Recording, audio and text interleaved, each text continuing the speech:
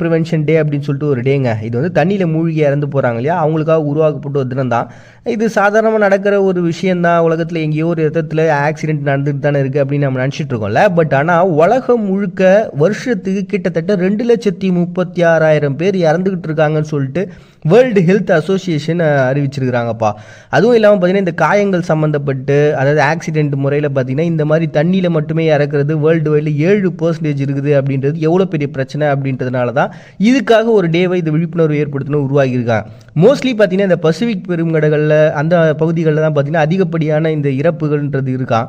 And இன்னொரு விஷயம் என்ன அப்படின்னு பார்த்தீங்கன்னா, இது வந்து அது சம்மந்தப்பட்டதாக மட்டும் இல்லை, இயற்கை பேரிடர்கள். அதே மாதிரி இப்போ ஒரு திடீர் மழை பெஞ்சு வெள்ளம் வந்துடலாம். அதே மாதிரி சில பேர்லாம் சரக்கு அடிச்சுட்டு போயிட்டு குளிக்கிறது அப்படி இப்படின்ற விஷயங்கள்லாம் நடக்குது. அண்ட் 2014 வேர்ல்டு ஹெல்த் அசோசியேஷன் இதுக்காக ஒரு சில விஷயங்கள்லாம் விட்டாங்க. எதனாலலாம் இது நடக்குது, எங்கெங்கெல்லாம் நடக்குது அப்படின்ட்டு.